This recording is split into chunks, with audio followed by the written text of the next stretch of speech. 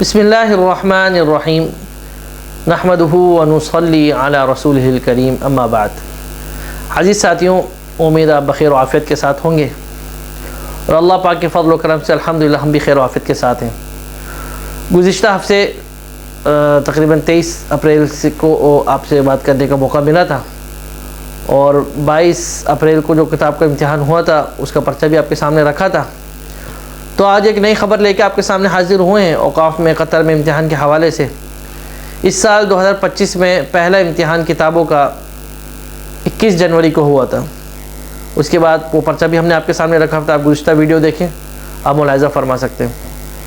اور اس کے بعد پھر 22 اپریل کو دوسرا امتحان ہوا کتابوں کا، اور آج سے 1 مئی 2025 سے اگلے تیسرے امتحان کی کتابوں کی تاریخ ملنا شروع ہو گئی ہے، اور وہ تاریخ مل رہی ہے یہ آپ کے سامنے ہے 1 جولائی۔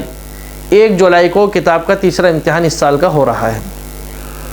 تو اب آپ لوگ دیکھ لیں، وہ ساتھی جو تیاری کر رہے ہیں یا رجسٹریشن کر لی ہے وہ متنبہ ہو جائیں اور خیال رکھیں ان کو کبھی بھی انشاءاللہ تاریخ مل جائے گی، 1 جولائی کی انشاءاللہ ملے گی۔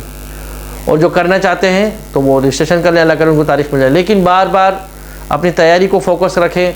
ساتھی کتابوں میں محنت کرتے ہیں، پاس ہو جاتے ہیں، بار بار ہم کہہ رہے ہیں، ریکارڈنگوں پہ واٹس ایپ پہ بھی کہہ رہے ہیں، لیکن قرآن کریم میں فیل ہو جاتے ہیں۔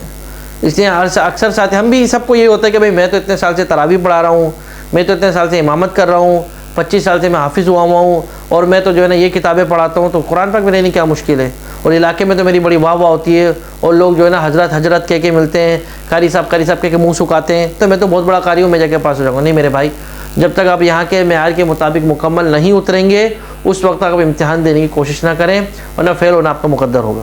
تو بار بار چیزیں آپ کو بتائی جاتی ہیں، تو لہذا 2025 کا تیسرا امتحان کتابوں کا 1 جولائی کی تاریخ مل رہی ہے، تو آپ لوگ تیاری کریں اس حوالے سے۔ اللہ پاک آپ کا ہم سب کا حامی و ناصر ہو، اور دعاؤں میں یاد رکھیے گا۔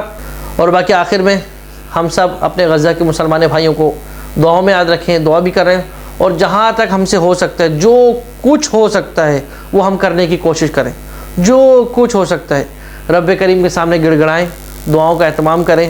اللہ پاک ان کے حامی و ناصر ہو، ان کی مدد فرمائیں، اور ان کے مقابلے میں جو یہود و نصارہ ہیں ان کو اللہ پاک نیست و نابود فرمائے، اور ان کو اللہ پاک کے فرق کردار تک پہنچائے۔